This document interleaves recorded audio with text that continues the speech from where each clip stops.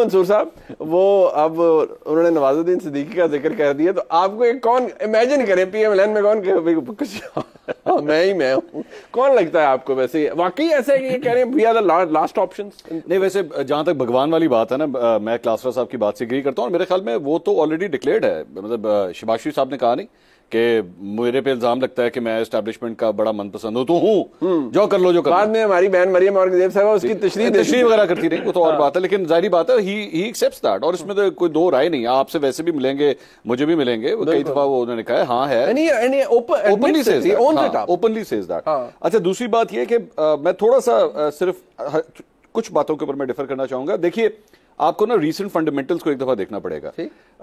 अगर आप निगरान कबीना की तरफ उठा के देखें, आपको एक नून लीग का रंग नजर आता है। वहां पे चंद ऐसे लोग हैं जो नून लीग के फ्लेवर में से आए हुए हैं, इंडक्ट हुए हैं वहां से। हाँ, ये है ना, जिनका टिल्ट है जी, टिल्ट है। अच्छा, फिर उसके बाद आप निगरान वजीर आजम को देख लीजिए। निगरान वजीर आजम के लिए दौड़ में पहले जो फेवरेट थे वो पाकिस्तान पीपल्स पार्टी के कैंडिडेट थे, वो आखिरी दमों के अंदर नाम जो है वो चेंज हो गया, स्ट्राइक डाउन हो गया। ठीक है, क्यों हुआ? नून लीग का फ्लेवर था। मैं पिछले कम से कम 2 महीने से अपने मुख्तलिफ सोर्सेज से जो मेरी बात हुई है, पाकिस्तान पीपल्स पार्टी जो इक्वेशन चाह रही थी वो उसको सारा नहीं मिल सका है, और उसमें थोड़ी सी एक रिजेंटमेंट है इस बात की कि हमने जो प्लान ऑफ एक्शन बनाया हुआ था उस तरह नहीं हो रहा। अच्छा, लेकिन पाकिस्तान पीपल्स पार्टी में भी 2 कैंप्स हैं और हमेशा रहे हैं। क्लासरा साहब इसके ऊपर मुझसे बेहतर कमेंट कर सकेंगे कि पाकिस्तान पीपल्स पार्टी पंजाब और पाकिस्तान पीपल्स पार्टी सिंध, दोनों के अपने अपने पॉइंट है। और कायरा साहब के जो भी थोड़ी देर पहले आपने सुनाया था, आपको याद होगा कि आज से तकरीबन महीना 1.5 महीना पहले ये बात हुई थी कि पाकिस्तान पीपल्स पार्टी के चंद रहनुमाओं के हवाले से नून लीग के साथ सीट एडजस्टमेंट्स की बातें हो रही हैं कि फलां लोगों के आगे जो है ना वो उनके साथ सीट एडजस्टमेंट होगी, जिसमें कायरा साहब का नाम भी था, उसमें गिलानी खानदान का भी उसमें नाम था, उसमें चंद साहब का भी नाम था।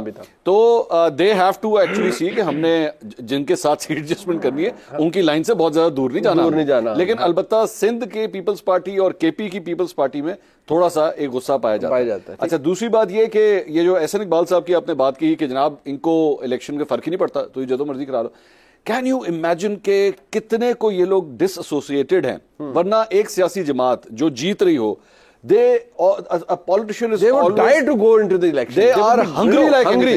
है ना कि यार roaring tiger, और कुछ नहीं तो मुझे झंडे वाली गाड़ी चाहिए, मुझे रेड कार्पेट चाहिए, मुझे प्रोटोकॉल चाहिए, मुझे मिनिस्ट्री चाहिए, इलेक्ट होना है, that is my home ground, मुझे वापस वहां पे जाना है।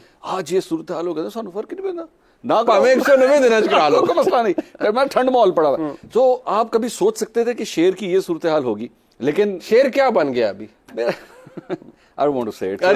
मैं वो जो लफ्ज जिस तरह थोड़ी देर पहले आ रहा था वो मैं कहना नहीं चाहता। मुझे भी बड़े-बड़े लफ्ज हैं, I have sacrificed my belief. मैं पिछले दिनों एक खबर देख रहा था कि जनाब मियां साहब के बारे में फैसला नहीं हो रहा कि उन्होंने इस्लामाबाद लैंड करना है या लाहौर लैंड करना है। I would actually recommend him myself कि प्लीज इस्लामाबाद लैंड कीजिएगा, लाहौर ना लैंड कीजिएगा, क्योंकि अगर आपके ज़हन में ये है कि लाहौर का आपका वो इस्तकबाल होगा जो एक जमाने में लाहौर में आपकी स्ट्रेंथ होती थी। बड़ा हैवी लफ्ज भी उर्दू का होता है, वो मैंने भूल ही गया। ना करें इस तरह, मेरे ख्याल में बहुत शर्मिंदगी होगी। आपको याद है मरियम नवाज ने जब लैंड किया था लाहौर में, किस किस्म का इस्तकबाल हुआ था? They actually had to play it down कि नहीं हमने तो प्लान ही कुछ नहीं किया था, हमने तो कोई प्लान नहीं किया था। आप कहते हैं वो एक्सपेक्टेशंस के मुताबिक नहीं होगा मेरा। और मियां साहब ने बाय द वे आखिरी जलसा जो लाहौर में किया था ना मीनार पाकिस्तान में, मैं खुद फिजिकली जाके मैंने उसको कवर किया था, जब पीडीएम के जलसे हो रहे गुजरांवाला के बाद यहाँ, वो भी एक फ्लॉप जलसा था, वो भी मियां साहब के स्टैंडर्ड्स के मुताबिक एक फ्लॉप जलसा था। आज की सूरत हाल में जब आपकी महंगाई 28% के ऊपर है, आप इलेक्शन से भाग रहे हैं, एंड देन इफ मियां साहब इज प्लानिंग कि वो लाहौर आके लैंड करेंगे, I would strongly recommend against it. Shah Mahmood Qureshi Sahab हो गए जी गिरफ्तार, एफआईए ने पकड़ा है। इमरान खान साहब के खिलाफ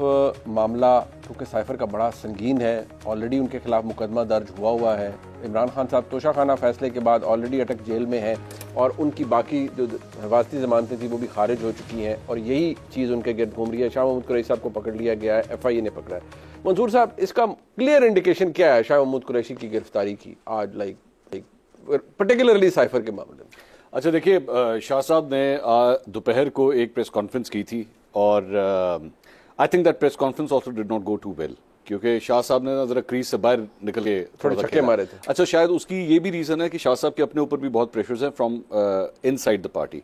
खास तौर पे मेरे पास जो सोर्सेस से खबर है वो ये है कि पाकिस्तान तहरीक इंसाफ जो है वो 2 लोगों से मुतमईन नहीं है, एक शाह साहब और एक आरिफ अलवी साहब। इन दोनों से बिल्कुल भी मुतमईन नहीं है कि जिनको प्रोएक्टिवली आरिफ अलवी साहब से कुछ उम्मीदें भी की गई थी। आरिफ अलवी साहब से तो ये भी एक्सपेक्ट किया जा रहा था कि वो जेल में खान साहब से मिलेंगे, लेकिन नहीं गए वो। और उनको शायद की भी बात ये एडवाइस की गई कि जी यू आर द प्रेसिडेंट, ये बनता नहीं है आपका जाना। वैसे तो मतलब अगर वो आर्मी चीफ के हवाले से ऑल द वे इस्लामाबाद से उठ के लाहौर आके खान साहब से अलेजिडली डिस्कस करते हैं, अब उसकी भी दो एक मुख्तलिफ स्टोरीज हैं स्टोरी एक्चुअली असल वही है जो आपको पता है तो कि वो पहले कर गए थे कि सर हाँ पहले कर गए, जेल भी चले जाते हैं उसमें से कौन सी बात। पर वो बात ये ना कि खान साहब अब कन्विक्टेड है, उस वक्त कन्विक्टेड नहीं थे। अच्छा, लेकिन इसमें शायद ऑन लाइटर नोट कहीं आरिफ अलवी साहब के जेहन में यही ना हो कि मैं अंदर जावा तो मैंने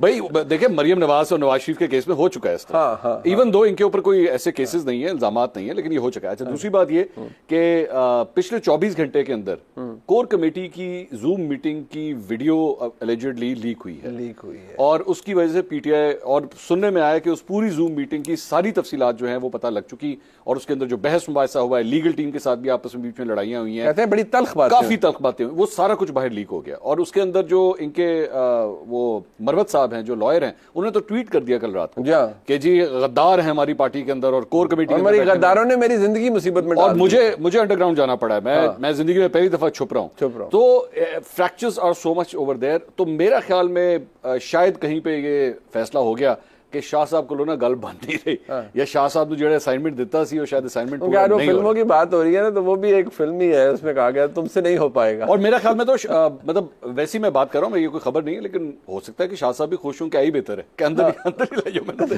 ज्यादा बेहतर है। सो खजली कर रहे हो, but on a serious note things are not looking very good for PTI. Even मैं ये एक्सपेक्ट कर रहा था, मेरे दोनों कॉलीग साथ हैं, मैं एक्सपेक्ट कर रहा था कि शायद पीडीएम की गवर्नमेंट जब खत्म होगी केयर टेकर गवर्नमेंट आएगी, और ये पीटीआई के लोगों ने खुद मुझे ये कहा था कि हम भी एक्सपेक्ट कर रहे हैं कि जब केयर टेकर गवर्नमेंट आएगी हमारे हालात शायद बेहतर होना। लेकिन प्राइम मिनिस्टर ने जो आते साथ ही फर्स्ट कैबिनेट मीटिंग में जो स्टेटमेंट दिया मंसूर साहब, और इक्वेट किया 9 मई और I am sorry to say PTI को with AIDS and the virus itself and how does it attack, वो बड़ा डैमनिंग है। तो वो उससे पता लग रहा है ना, उसके बाद पता लग रहा है and things in the last 72 hours approximately जो पीटीआई के हवाले से हो रहा है, आई डोंट थिंक कि हालात को चेंज होंगे, बल्कि आई थिंक एक नॉच ऊपर चला जाएगा सारा मामला। मंसूर साहब, मैं आपसे एक ऐसी पूछना चाहता हूँ, देखिए शहबाज शरीफ साहब इस वक्त अगर देखा जाए एस्टैब्लिशमेंट के होते हैं ब्लू आइड बॉय, उनकी I think the word Y doesn't exist in his dictionary ना, वो किसी बात पर उन्होंने क्यों करना ही नहीं होता,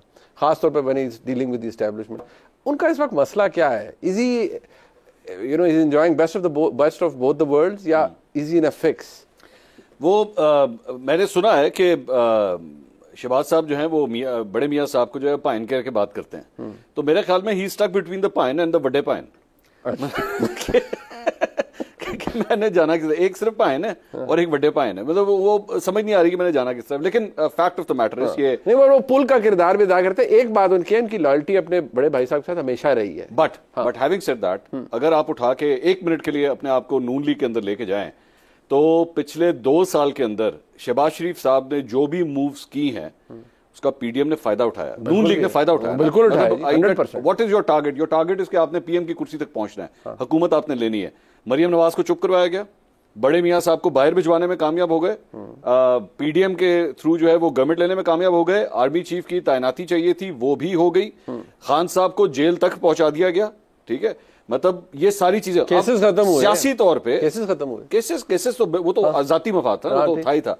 लेकिन सियासी तौर पे इवन दो आज अगर आप इलेक्शन लड़ें, मतलब फॉर एग्जांपल लाहौर या पंजाब की आप बात करें, PTI will wipe out Muslim league Nawaz, मतलब मेरा ये मैं ये समझता हूँ।